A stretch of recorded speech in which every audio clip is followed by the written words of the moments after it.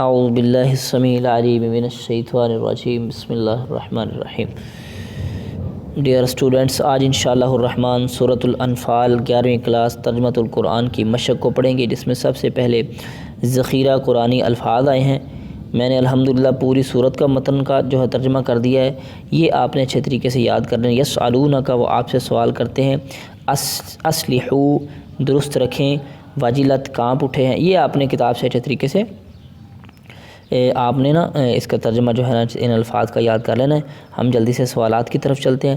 درست جواب کی نشاندہی کریں۔ سورہ انفال کی کل آیات ہیں، کتنی ہیں جی؟ 75 آیات ہیں، یہ ہم نے پڑھ لی ہیں، ٹھیک ہے، 75 آیات، یہ آپ نے کبھی نہیں بھولنا، پہلا لفظ اس کا پہلا جواب ہے۔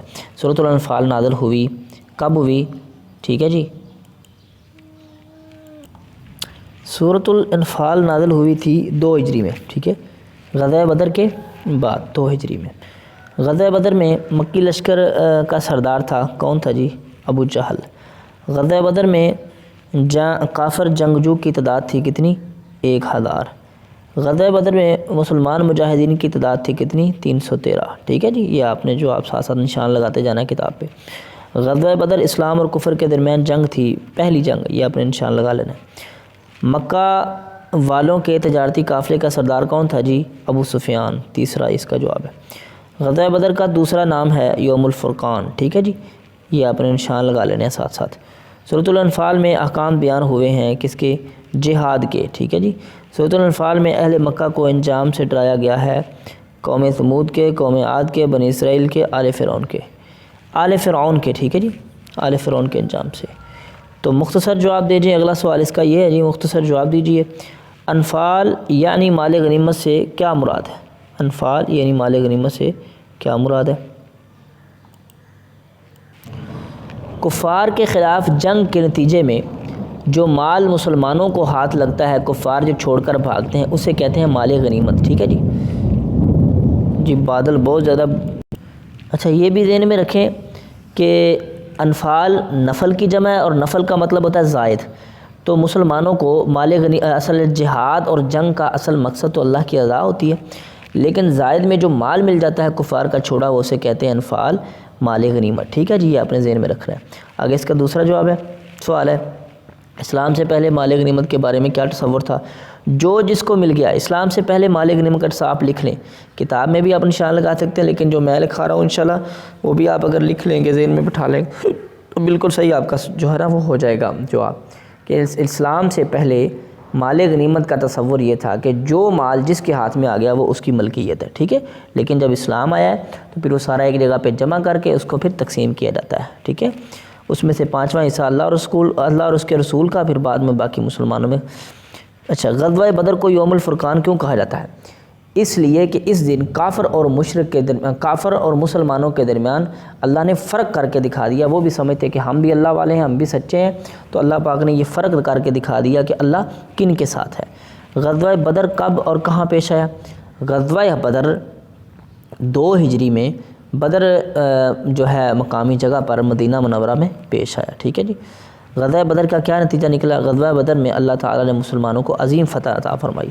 سورۃ الانفال کا مرکزی مضمون کیا ہے؟ سورۃ الانفال کا مرکزی مضمون ہے جہاد کی تیاری اور اس پر مومنوں کو اکسانا اور کفار کا جو برا نتیجہ ہے اس کا بیان، ٹھیک ہے، اور کفار کو ڈرانا، ٹھیک ہے۔ اب اس کتاب میں اس کے مرکزی مضمون سے نشان بھی لگا سکتے ہیں، ٹھیک ہے جی، وہ بھی دیکھ سکتے لیں جی، دیکھ لیں۔ سورۃ الانفال کا مرکزی مضمون اللہ کے راستے میں جہاد کے آداب و فضائل کا بیان اور صلح و جنگ کے احکام، ٹھیک ہے جی، یہ اس کا مرکزی مضمون آپ نے نوٹ کر لینا ہے۔ اگلا سوال ہے جی، سورۃ الانفال میں اہل مکہ کے کردار کو کس سے تشبیہ دی گئی ہے؟ اللہ پاک نے فرمایا کدأبِ آل فرعون، آل فرعون کی حالت کی طرح، ٹھیک ہے، جس طرح ان پر اللہ نے بڑی رحمتیں نازل فرمائیں اور انہوں نے جو ہے انکار کیا اور کفر کیا، اسی طرح انہوں نے کیا۔ کدأبِ تشبیہ، کاف جو ہے تشبیہ کے لیے آتا ہے، کدأبِ آل فرعون، آل فرعون کی طرح کے کردار کے ساتھ اللہ نے تشبیہ دی، کن کے کردار کو؟ اہل مکہ کے۔ یہ آپ نے اچھے طریقے سے اس کو لکھ لینا ہے، ذہن میں یاد کر لینا ہے۔ مال و اولاد کی محبت فتنہ کب بنتی ہے؟ جب مال و اولاد کی محبت اللہ اور اس کے رسول کی محبت سے بڑھ جاتی ہے تو فتنہ بن جاتی ہے۔ سورۃ الانفال کی روشنی میں سچے ایمان والے کون ہیں؟